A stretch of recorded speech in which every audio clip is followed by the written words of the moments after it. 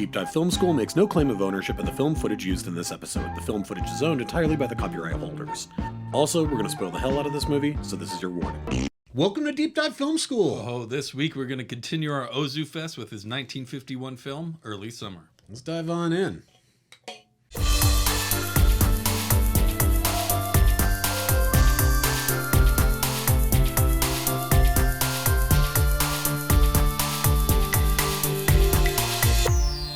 All right, everybody, I am Adam Sherlock. And I'm Adam Palter. If you like what you see/hear, please like and subscribe. You can find us in all the spaces and places that people what? Find good media, that's right. Follow us on all the platforms. YouTube, Instagram, TikTok are our most active channels. Yes. So this is the Ozu round 2. Yes. Yes. So now this is a little bit earlier of a film. This is sort of before his color phase. 51, yeah, black and white. Mm-hmm. And I think that, from what I read, this is sort of one of the last movies where he was still trying out dolly shots and deciding meh, not for me. And there are a couple of shots. I was kind of surprised that there was some. The camera moved. Yeah, oh my God, it was so sudden. But it was, I had to make note of it. Yeah, no, it's completely true. It was random. It didn't make a ton of sense. So I could see that actually makes a lot of sense of him testing it out, because it was 3 spots and 2 of them were back to back to each other, and it didn't really make a ton of sense either. So it seems like, I guess it didn't make sense to him either. Yeah, for sure. And I get it, because you have a style, you have a thing that you're trying to do. Not that it ruined the movie by any means, no. And I was honestly kind of surprised to see it happen, but everything else around it, the family environment, just how everything else is shot, even in black and white. This is a very different story, but still about the same stuff. That, like we talked about last time, that post-war kind of disillusion of the traditional family sort of structure. For sure. And our main character here, Noriko. Noriko. Yeah, Noriko. Yeah. I have no Kiro. No, it's Noriko. Okay. But yeah. She's a really interesting character. She's I really like her. Yeah, she's great in it, and she's so sweet, and she's 28 years old, and we get this intro of this family, them not really doing anything other than getting ready for the day. Yeah. And it's a really great opening scene. It's got some funny parts to it. This is actually a pretty funny movie. Yeah, it is. It actually reminded me of The Farewell a lot. I could see that. I just had some hints of that, I guess, a little bit. Well, I think that when you're talking about this idea of tradition versus modernity, right? And being in this post-war world, it's so interesting to have shots in a city. Right. And we have people in suits and ties right next to people in kimonos. And there's this feeling of our heritage might be slipping away and changing into something else. All very similar themes to something like The Farewell. The brother is a doctor in this family, but I think more than anything, it's those cultural differences. And I love, especially in 51, I guarantee this was not happening a lot, especially in a place like Japan, where you see women on screen joking about being single. Yeah, right? totally. That had to have been kind of an eye-opener back then, or at least a nipple twist to tradition or something like that. The calling her, she's talking about, their married friend is talking about her marriage woes, and they keep referring to her husband as Mr. Carrot. Yeah, it's so good. It's so good. Well, but there's also an uppity, I'm better than you because I'm married thing there. Totally. But them being so open and jokey about it really made me kind of that's really kind of forward thinking. And there is an element of this, because obviously the main crux or the main arc of this film is about Noriko. Great uncle shows up, who I don't know if you recognized Great Uncle, but he also plays a very similar character in Seven Samurai. Yeah, he looks familiar. It's kind of the same character. I think that thing, that's sort of his shtick, which is great. I mean, he's fantastic. But he basically calls out Noriko for potentially being an old maid, and it kind of sets the wheels in motion. And I think it's before he says anything, the family are not acknowledging that fact about her, in part because she's sort of is the glue that holds everybody together. She is kind of that. I think she makes money. Yeah. And as you said, she is really bubbly and fun, and I think she kind of ties everything together for the family. Smiles constantly in this movie. Yeah. There's one scene where they get dumped. It's like the only time I don't see her smiling. Like, she's so lovely. Now, here's an interesting thing. So the rest of the arc of this film is really like, let's get her married. But it's about kind of what you talked about last time, that Floating Weeds could have been, that didn't turn into, is that miscommunication. Right? Being the crux of the story. And honestly, it's not even miscommunication, it's misrepresentations of people, like just assuming their feelings on each other. And going way overboard with it to the point where you're telling everyone in town that this is a possibility, and it's like such a big deal. And you're like, dude, you're fucking shooting yourself in the foot here. Completely. Now, here's an interesting thing. There was something that was itching at me a little bit after I had watched this, and I couldn't put my finger on it. Although it is not confirmed, it is thought by a lot of film historians that Ozu was gay. He never married. He never had any definitive relationship with a woman. He was kicked out of the all-boys school he went to for writing a love letter to another boy. I think there is a subtext that Noriko is gay. I definitely thought of that at some point, for sure. And one character asks, does she like women, right? And it's like, no, of course not. And then we move past it. But I was thinking, who does she have the most intense relationship with? It's Aya, her friend, where they both talk shit about married women, right? And you go, I think there's a signaling. I think there's a lesbian subtext that's happening here. And the fact is yes, this movie's all about getting Noriko hitched. It is not a romantic comedy. Nobody falls in love. People decide to get married to one another, but we never see the wedding. We never even see the courtship. It's just that she feels safe with this guy that she's known since they were kids. Well, and to the point of what you said earlier of Ozu not showing us things. They decide that the mother, who is also in Floating Weeds, was like be kind of like wishes like, oh, I wish she would stick around and marry someone like you, and she's like, yeah, I'll do it. I'll do it. Yeah. And then they pass each other outside and don't say a fucking word. Yeah. All of the drama and emotion is held up for two women to talk about. Like, oh, by the way, we're gonna get married. Yeah, no, because I think that she just wants to be like, okay, that's done. Oh, thank God. I like the guy, right? Like, he's not this weird 40-something-year-old stranger that her boss is trying to hook her up with, but you just go, someone I could at least be with and like keep up. I don't care appearances. if I'm in love with him. Yeah, it doesn't matter. That's not my main interest. This solves the problem about me being an old maid. Interesting. I hadn't read that about Ozu. Yeah. But that makes sense, and I can see. I definitely had those thoughts about this character, though, for sure. Yeah, I mean, once you learn those couple of things, I'm like, oh yeah, she completely reads as a gay character, very independent 100%. And very comfortable in her own skin. And how do you, in 1950s Japan, express yourself that way? Like, we're already talking about societal norms that are being broken by just not being married at 28, let alone homosexual thoughts and feelings or whatever, or just being against marriage. I mean, and they wrap it they wrap it in this code word when they're all talking. Her boss is talking to her and her friend, and they're talking about the concept of etiquette. And you're like, oh, you women and your new etiquette, right? Well, they challenge men on their etiquette. Yeah, and they're like, well, and he specifically says that, since the war, I don't know how I feel about women just speaking their minds like this, let alone wearing pants, right? And it's this very, when you consider we still see women sometimes more often than not, older women in the traditional garb of the sort of, the little wooden shoes and the kimono and that kind of very subservient imagery. It is really interesting. And, we have these intergenerational conversations as we're in this household. And I love the dad who more often than saying actual words just goes, and I fell so much in love with him because he doesn't, and mom too, like they, as a couple, they're like the way they see the world. It's like I don't know. I don't even have the words to articulate it. But what it is hope springs eternal for them, right? Like when they're sitting there and they think she's about to get married, they're like, we just have to. They're very humble. They have to sit back and be like, this.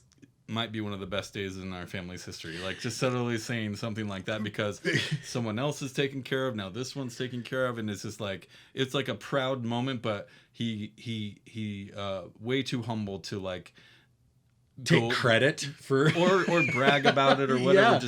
But he takes that personal moment to just appreciate the things he has, which I thought was a beautiful moment, even though it's bullshit. Yeah, and there's a spot where she, the wife or the mother, she says, "This might be, to your point, this could be the happiest that we're ever going to be," and he goes, "Probably not, but." But it'll be good, And I was just like, God, what a perfect father. And there's another moment of that same pragmatism to just telegraphs age and time, which is they're sitting outside and they're on that hill and they look up and that balloon is flying away up into the clouds. And she goes, well, child is probably crying someplace because of that. And he's like, and I just was like, oh, I love, like, it feels so real and there's so much depth and wisdom just in those little interactions like that. Yeah, absolutely. There's tons of moments like that in this movie. There's also some really hilarious moments, like the "I love you" cookies and "I hate you," like that fucking idiot. That killed me, man. The kids in this are so cute. The little girl that she would end up being the adopted mother of is just like insanely cute. Yeah. But it's everyone thinks they know what's good, and this is the problem with the world. Honestly, if you can fucking summate this shit, but. Everyone thinks they know what's best for that person over there when it's none of their fucking business. Yeah. And they should be able to make their own decisions. Now, I understand cultural norms back in this time or whatever, but like no one is asking her what she wants. Yeah. And they're hoping that she does this thing. And then she finally does it. And they're like, wait, what? Yeah. Why would you do that? Like, oh, she's ruined everything, yeah, But I'm like, she just did the thing you've been waiting for her to do this whole time. Yeah. And now you're pissed at her. So. Yeah. Because you're like, but it's a guy. It's a guy who's been married before. Like what? How would he see it? Yeah. How would you be seen? Yeah. How's this all going to look? Like, I don't care. Well, and the other part of that even too. Face her. We talked about this, in Floating Weeds, that Ozu doesn't waste any characters, and so even in Floating Weeds, all of the comic troop, like all the stuff of them trying to get laid was again pulling in a thread of subtext about what it means to be a guy who has a mistress and now you have a kid, right? And so now there's this responsibility. But here it's inverted where we do have these rambunctious, really precocious kids who do have these really funny moments, but they're also showcasing, we have that Noriko's friend is like being married's the greatest, right? Even though like her stories are all about problems that she has with her husband. Yeah. But she's like bragging about being married and how easy it is and how great it is.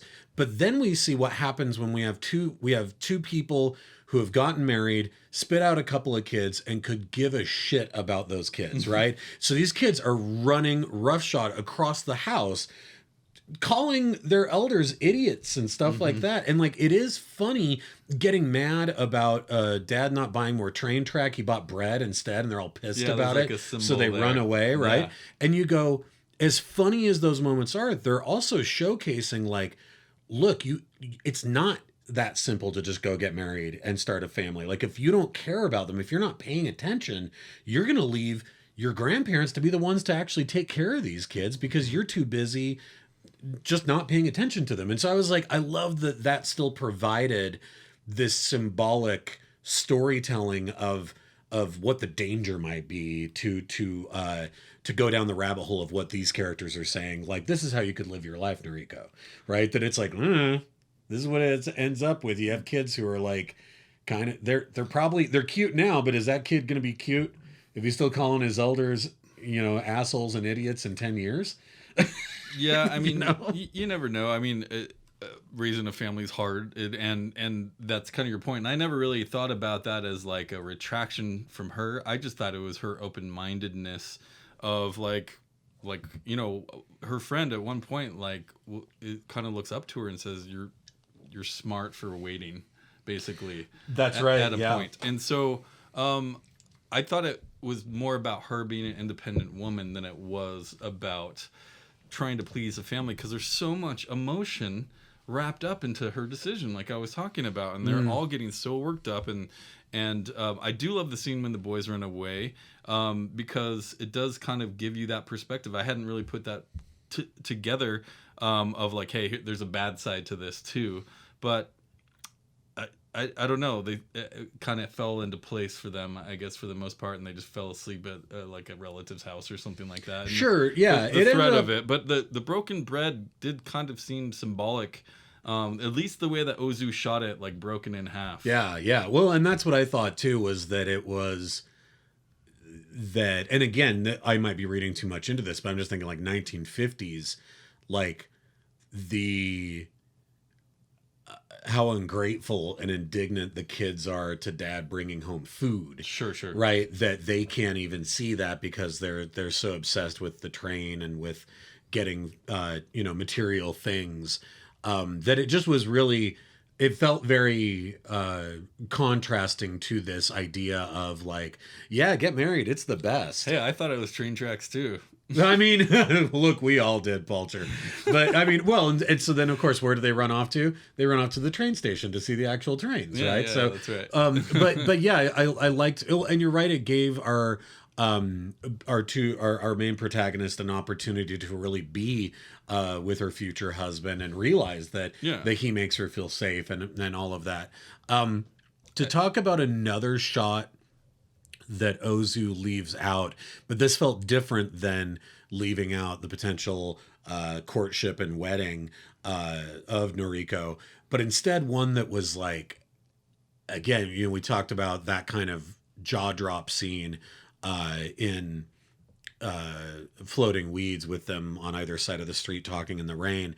The one here is the great uncle watching the play, and we don't see the play, we just see his face reacting to it, and I was like, that's just brilliant. Just cupping his ear and just getting tears in his eyes, and I was like, what a fantastic moment that, again, like, doesn't necessarily push the story forward, doesn't necessarily do anything other than just give us an almost kind of Herzogian, just like ecstatic truth moment, right? But to not show the play, I was like, oh man, and they can hear it on the radio though. They did have it playing at home too, which was kind of interesting. I just thought, what a fantastic moment again of not showing something and making that as a conscious choice. I love the conversation of the two girls,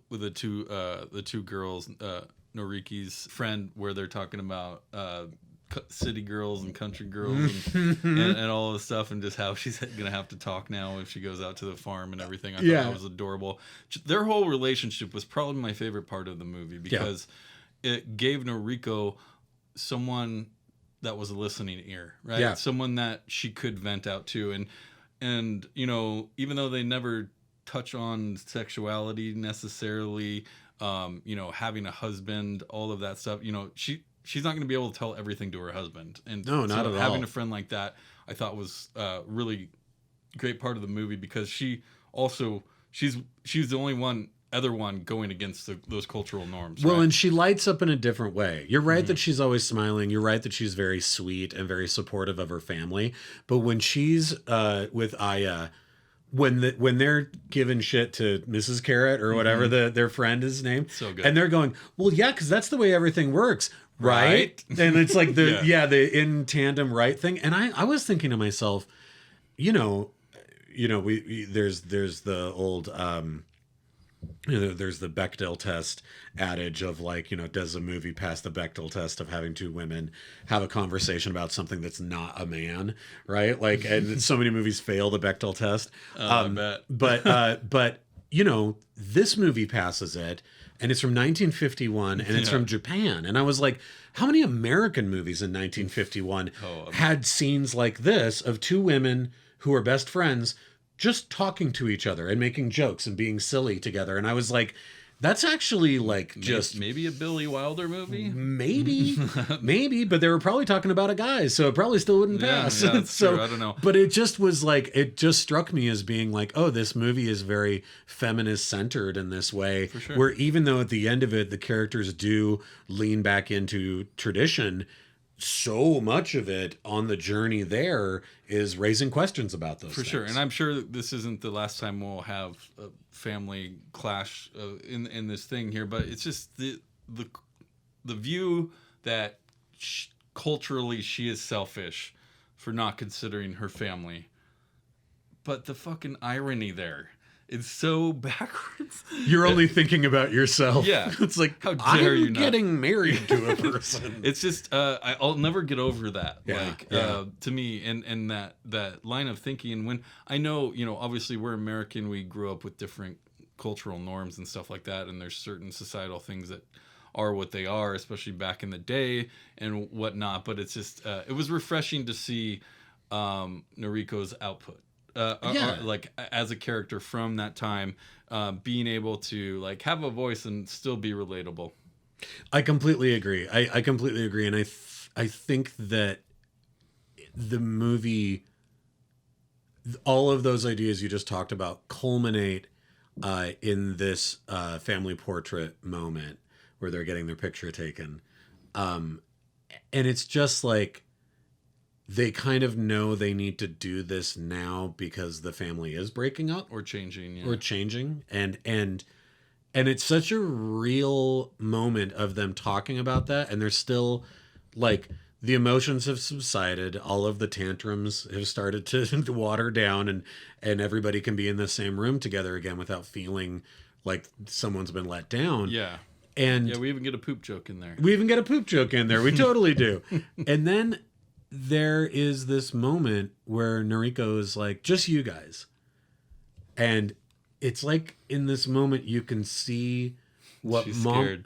Well, you can see two things. You can see she's scared, and you can also see what mom and dad were like before all of these other people were in the picture, right? Before they had any of these kids or became grandparents or anything else. And they're like, when's the last time that this happened to the two of us? And you just suddenly go, it just gives like this sudden, incredibly overwhelming sense of time and sort of like what you think that you might be planning when you meet somebody and you're like, hey, let's do this. And then what it actually turns into in this scope for so much longer. And I was like, for a black and white movie from the 1950s, from the other side of the world, like, I don't know, like, other than a movie like Boyhood, I can't think of a whole lot of films that I felt that way about, of like really suddenly feeling like I knew these people and understood that they're sad that things are going to be different, but they're also like, yeah, man, like that's what happens. Like after a while, like stuff has to change just because it does. He says that in Floating Weeds. He's like, that's what life is change. It's what it is. Yeah. You have to get used to it. And for a guy who never had his own family, like Ozu, like making family dramas, it's so deeply powerful. I mean, it's like it's in a lot of ways, like I was saying this when we did Floating Weeds, I was like, the family drama, it's like a non-sad version of Ice Storm. It's like a hopeful version of the Ice Storm of like, I could see that. Things will change, your heart will get broken, but that's okay because that's what we were kind of planning on having happen all along. You know? I will say that it probably could have been like 30 minutes shorter. Like I felt like we there's some drawn out scenes and plot points. There's a lot of characters in this movie, a lot of characters. So stuff that maybe wasn't as all encompassing, but because really all I cared about was Noriko. Yeah, well, I feel like that before we you can go quite a ways in this movie before you know who the movie might be about. Sure. Right? And like we got to know Noriko, and then it was sort of like once great uncle says like, oh, you want to meet somebody before you become an old maid, then it's like, okay, we're off. Like this is what the movie is going to be about. But that's, you're right. There's like 15, 20 minutes before that happens. And like, I wasn't noticing it because I was kind of just soaking in the household. Sure. And that felt I really liked that feeling. But once we realized what the arc of the movie was going to be, I'm like, well, give me more Noriko then. Because I'm like, I don't know, like that, and I don't know if that's a takeaway for Ozu, but it's like it is interesting to be like, well, what's the movie actually about? I mean, Floating Weeds was kind of the same way. We meditated on so much for so long before we're like, okay, this is the guy, and he has a son who doesn't know that that's his dad. Okay, now I know what the movie is. Yeah. But it takes a while to get there, and that's okay. Maybe it's just part of the style. I don't know. It is, and it's okay. It makes the movie feel more lived in. That slow reveal can always be rewarding. Yeah. So because you don't know, and then you're like, oh, so she's the one that we're going to be focusing on. I still haven't found a something that has kind of confirmed the naming, like the seasonal names of everything yet, and the connection between them. So please leave a comment below on YouTube or anything.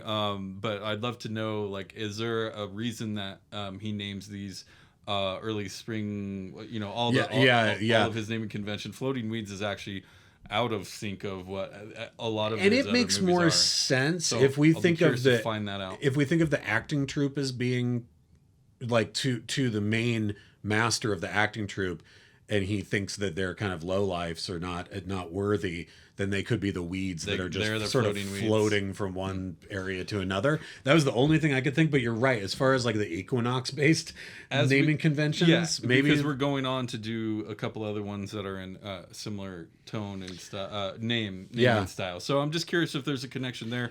If you know, please comment below. Please like and subscribe. We're on TikTok, YouTube, Instagram. YouTube is the biggest one. You got all the visual cues of us here and us talking about the movie, showing clips when stupid YouTube allows us to do that. Yes. So please subscribe anywhere you listen to a podcast. Yeah. And we'll talk to you soon. Next week, we're getting into the Terminator 2. Yes, very much so. So we'll be back. Sorry. It's okay. You want to do it again? No. That was great. We'll be back. I got it now. Really?